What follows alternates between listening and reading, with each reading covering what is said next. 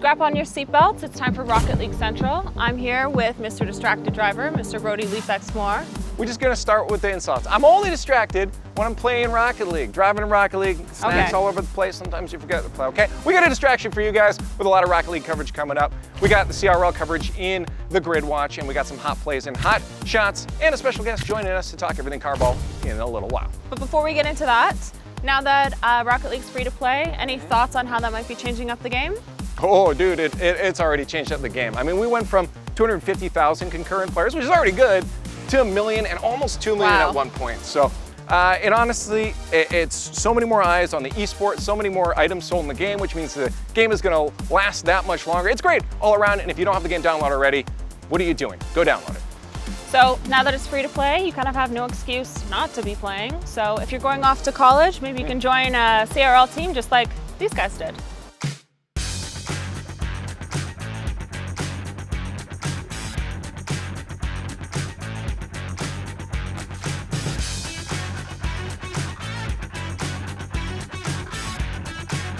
It's the calm before the storm as we head into the winter split. So let's take some time to recap 2 other major Rocket League events. The first few weeks of the fall 2020 Collegiate Rocket League and the major RLCS roster shakeups that have taken place recently. It should come as no surprise to those who have followed Collegiate Rocket League for the past few years that Akron Zips have continued their dominant streak. The team, consisting of players Buzz, Reticence, and Tristan, were the CRL's 2019 champions, having won both the spring and fall finals. T-Bank off the ceiling, straight off the backboard. Shot is too light, right into Reticence. Time ticking away. Akron, a clean 15-0 in the East. The Beasts of the East slay the West. They are your CRL national champions.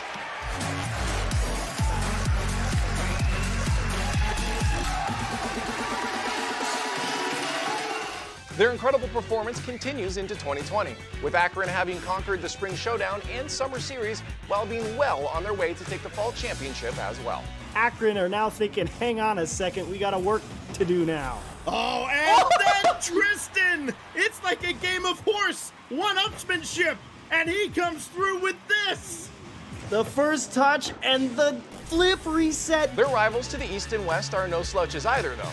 The University of Northern Texas has already met Akron in the finals of 2 events so far this year, having racked up an equally impressive record of 8 winning sets with only a single drop. Also hot on their heels is Northwood University, whose 10-0 streak lags only slightly behind Akron's 12-0, thanks to their lower number of games played. As well as the play quickly developed out in front, but big saves on the line for both teams. Buddy in transition so fast. Beats the defender with ease, and it's 1-0. Man, this was quite the transition. 1, 2, 3, pro-level play out of these. Special kudos must also be given to Stockton University. Though they just barely qualified for the playoffs with the 6th-ranked spot in the Eastern Conference, the team shattered CRL records with an astonishing 13 goals scored in a single game against Florida Poly. Out into the middle of this game, I would throw him just about anything right now. Yeah, and there you go. Coach Achieves, or Goach Achieves, has figured it out. Florida Poly has not figured out how to stop these guys. 12-2. And you know why that was so smart from Bussy? It was actually that little tap on the brakes that made the defense think, oh, maybe he doesn't have this as clean as we would think. And then as soon as they saw, oh, you're kidding. In RLCS news, some shocking swaps, drops, and transfers have occurred in the lead up to the winter split. FC Barcelona has made the controversial decision to drop its entire roster, including team captain and Season 8 Golden Striker recipient Ronicky, in favor of an all-new lineup consisting of Taz, Blurry, and Rizex. Additionally, Kronovi has left Rogue to become a free agent, citing skill stagnation and overall team mentality as the reasons behind his departure. The multi-season finalist nevertheless wishes his former team all the best and hopes he can have a fresh start with a new roster. That's all for now, but check back next week as the winter split kicks off in explosive fashion with a new format, new teams, but good old-fashioned Rocket League. So, Brody, I'm looking at all the past seasons, and it kind of looks like Akron's kind of dominating all of the past seasons, and looking now, still seems to be dominating. Any thoughts on East or West sort of contenders that could challenge? No. Absolutely. You got Tristan. Nobody else has a Tristan, man. I mean, the dude's a mechanical god. He's done some incredible things on the field, and that's all you need in the CRL, is because most of the players are a little lower skill level. You can just fly past them with a ceiling shot or a flip reset. So I think no one's going to really catch up to Akron for quite some time. And what about Barcelona dropping their entire roster? That one makes sense, and those players were too expensive, so not too surprising. And how about Kronovi being a free agent now? That one did catch me off guard. That and Cooks here, honestly, were a little bit surprising. Kronovi's a strong, hard-working individual, though. I feel he'll be back. He's taking the split off, and he's going to come back and find a good team and continue to be in the RLCS scene for quite some time in the future. Well, I think college has enough pressure as it is without all the added extra hours of Rocket League and all that goes in. But I hear you have a special guest that knows a little bit about that, so let's go to that. With the roster window closed, we're left with a little bit of an unfamiliar landscape, but we got someone caught in that hurricane. It's the legend Kronovi joining me to talk about all the madness. Kronovi, thanks for joining, man. Thanks for having me. It's a pleasure to be here. Yeah, it's honestly been a while since we actually got to sit down and chat. So I'm excited to really see what's going on in your mind, what it's like going through all this craziness over the past like 4 or 5 years here, and what it looks like going forward for you. Let's look back a bit. Let's talk about just what your journey's been like so far. Obviously, you started before Rocket League was a thing, with Supersonic Acrobatic Rocket Fire Battle Cars, won Season 1, and then you've always been in kind of the spotlight, that top talks for the whole time. What's it like just maintaining yourself in a top player kind of position and being so good for so long? Well, it's not easy. It started off really good, but there's been, high highs and low lows at times.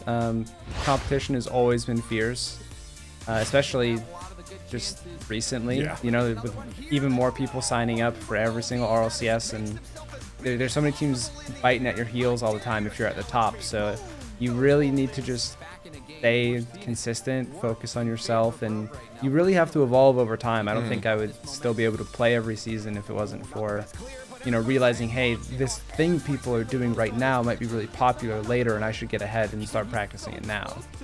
Now, I talked about before, we're left in a bit of an aftermath of the roster window here. So we have to talk about this because obviously big changes have happened for you, Mr. Kronovi.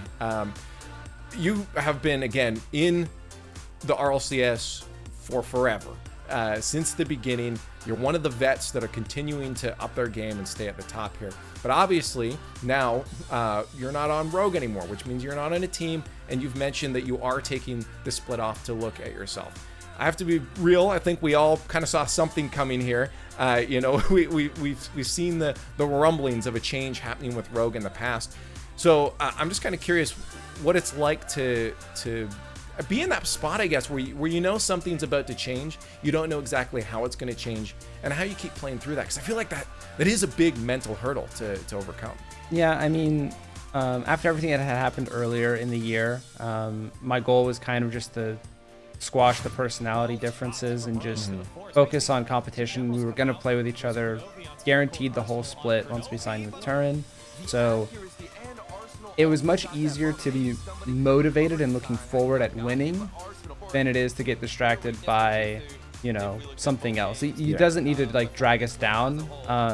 So it was mainly just keeping everybody, including myself, just full steam ahead and focused on the next event. Just practice for the next event and kind of just ignore what happened. Literally just gloss over it and move on.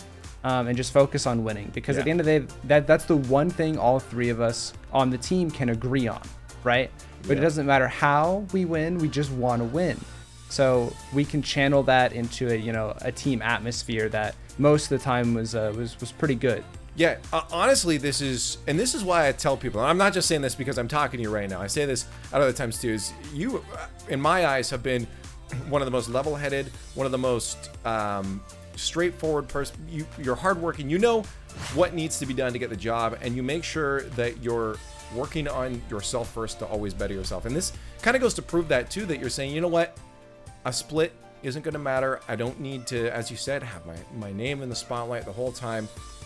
I'll be able to prove myself, but I want to be able to work on that. And that's a really hard thing to do, I feel, for players, especially as you said, you just love playing the game. So to take a step away, that's a big step. So I got to commend you for that. It is honestly unprecedented. I don't think we've really ever seen someone actively say, I'm taking a bit of time off and coming back to it. So it's huge. Now, I'm curious if you think, obviously there's another trade window that'll come up after the winter split, and you know, as far as we know, this will keep happening for seasons to come.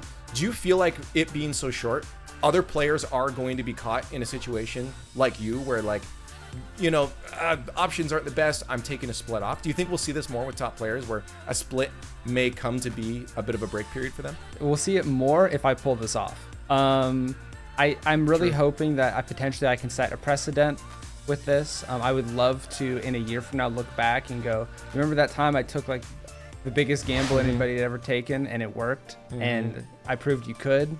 I would love to have that be the history, not remember when he said he would come back and he never did. Feels bad.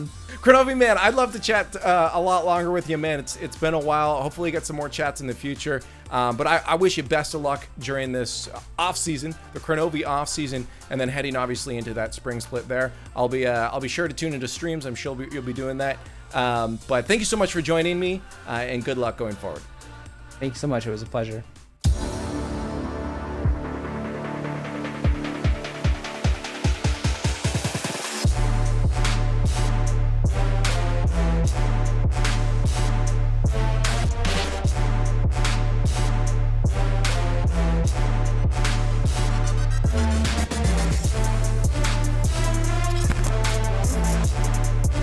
Tough shot to make. He got the angle, but putting power on that is near impossible. And Helmsy takes the other defender out. A bump in net. It's wide open. And just like that, Long Beach State take it. And what do you know? The aggressive offense. Mango Sticky Rice says, I don't need to make a touch. I just have to bump the final defender. And Tactical Whiffs has a lane. Series over in 5. Long Beach State take it. Yeah, but this has been some really good offensive start here for North Texas. And this is Lucia in the air, looks for the double. He will find it. 1-0 off of Beauty there. We said his name early. We said, Sliggy, you would be calling it out, and he shows you, hey, you're going to know my name. And just the speed is really what sticks out. In the forte tonight, Rem, what was that? He scores! Unbelievable from Rem. We're tied at 3. And the big brain play on full display here. He knows both defenders are going to jump at this as soon as they can. Will get that one safely over top of one. The doink from C-Money here actually puts Ewers in a compromising position. He can't make the save. It's 3-2 now to Texas Tech. What a swing. And this is going to sound ridiculous, but the card choice paying massive dividends for C-Money. He doesn't get that touch in an Octane any day. Yeah. Play has to go for the bicycle kick instead, and it's right back to teammates again, looking for the 1v1. He finds it 2-0 now from Louisiana State. And again, LSU making the break in this game. And will you look at the control on T-Bates? That is a stunning dribble to get it past the defender. Reeves opposite way. Drops it down, has some help from J. Urban. Another pass across. Reeves, shot scores! Oh, what a play! The tic-tac-toe give and go is gorgeous. It's 3-0. What a touch out of the middle of the field. J. Urban got so much power on that from a complete standstill. 39 to go. That's up the back wall, and it'll eventually be cast aside again as Sue gets possession. Funny that you mentioned we're both familiar with 2v2 because Synthex, also an MLE alum, and they might be familiar with it as well, but oh, that is very unfortunate as the deadlock finally ends with just an awkward midfield play and getting a little help there from the other team. Straight back down. Skippy now looking to take it all the way. He's got the flip reset, gets it through. What a beautiful play. And Oregon on the board first. Oh, dude, Skippy with time and space in the air gets the flip reset.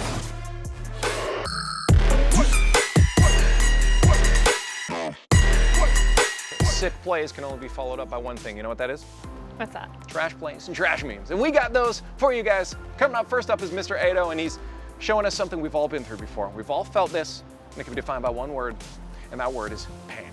This is the definition of you got a beautiful open clear field. You're about to plow right through maybe a beautiful flick or a musty or something, but you're getting a goal, right? Regardless of that, you're getting a goal. Perfect. Until your teammate's vision changes. He sees that you're just a tee for him to take that goal away, and he plows right through you. Teamwork. No, that's not that's not how you do teamwork. You let me get the goal. Oh my, I'm over it. This is why you blame your trash teammates. I'll play with you next time. What? Not ever gonna do that. I'm over this. I'm over this. I feel this. Anyway, next up, AfroPlays has a new submission for Hoop Dunk Competition.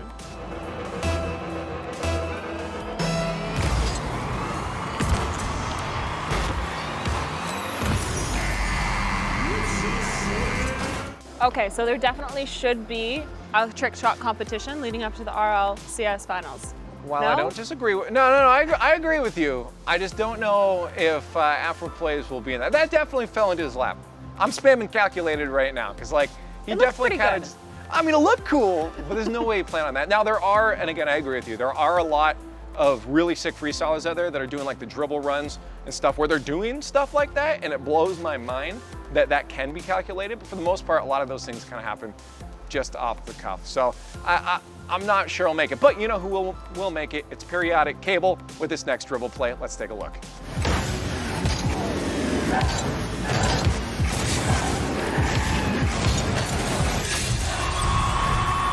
Okay, well, that was sick. I'm gonna break something down here real quick. And if you guys need to, go back and watch that play again. But I saw he had 100 boost that entire time, which means he's not in an online lobby. He is playing in a private match, which means he's likely playing with one of his friends, which means, ooh, we may have a little bit of a problem here on the legitimacy of that play. I mean, I could just get my new free-to-play friend, jump into a 1v1 and do that crazy stuff to him too. So I might be calling him out on this one, that I want to see you do that in an actual ranked lobby at the rank that I know that you deserve to be at, because those mechanics were pretty solid, but I don't think that counts. I'm gonna have to check the rule book on this one, to be honest. Well, you check the rule book. Let's look back on season 6 and take a look at Double Tap.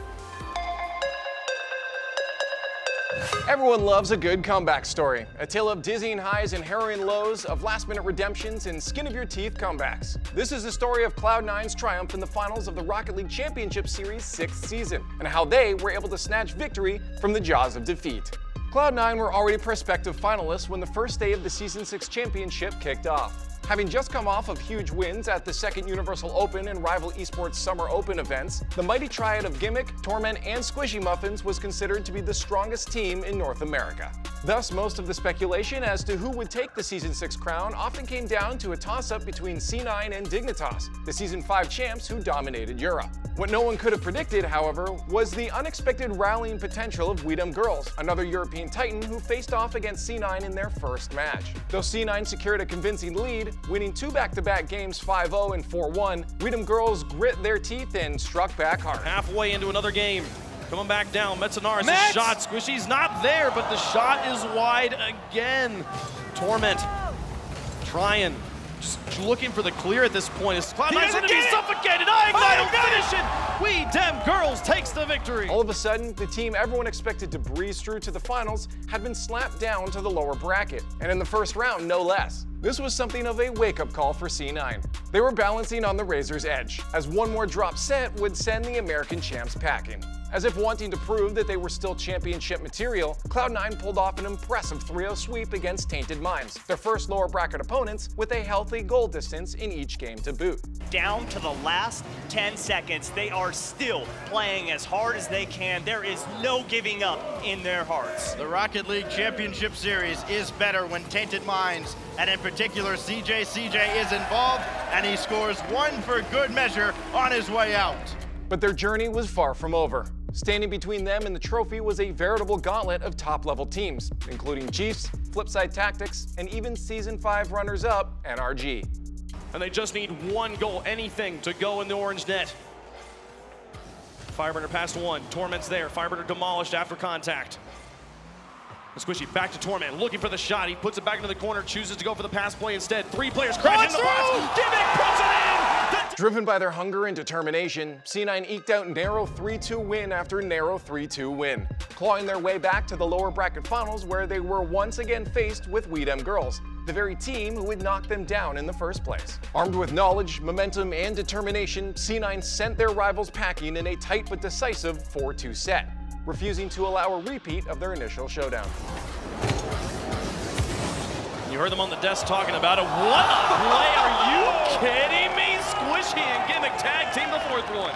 Not very often do I genuinely have no clue a goal's about to happen. What on earth, Squishy? It all came down to a glorious Grand Finals match against Dignitas, who, in addition to being the current title holders, were also fueled by the momentum of a ridiculous 17-game winning streak. That didn't seem to faze Cloud9 though, as they were able to reset the bracket in no time by taking a decisive 4-game lead, not even fazed by the single huge win Dignitas managed to pull off in an attempt to disrupt their rhythm. 10 seconds left. 8, 7, 6, 5, 4, 3. One more attempt. And they won't make it. And that is it. The streak is over. Cloud9 take the first match in the Grand Finals. C9 knew they would have to keep the pressure on if they wanted to clinch the final set, so they charged into the final series guns blazing, pulling off all the flashy maneuvers they could muster in order to keep Dignitas on their back foot. Squishy pounces to himself. He gets Flip it. reset. Can he do it? Squishy movements. Torment finishes it off. What a play from Squishy and Cloud9. There's never a stage too big for that man not to show up. In the end, their efforts paid off. Dignitas was only able to win a single game post-reset, and Cloud9 scored a triumphant victory. A lower bracket run capped off with a momentous reset that scored North America its first RLCS championship win since Season 1. What better story could you ask for? What an epic run for Cloud9. Sent down to the losers, just coming back to win it all. What was that like to see that live?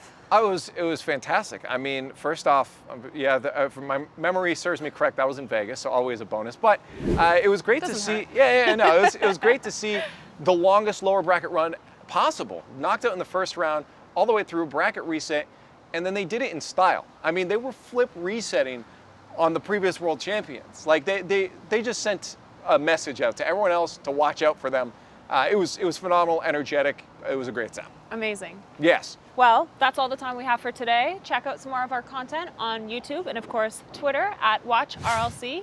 Thank you guys so much for watching, and for some extra overtime, here's your weekly Backfire. Bum, ba bim bum, ba bim bum bum, ba bim bum, ba bim bum bum, ba bim bum, ba bim bum.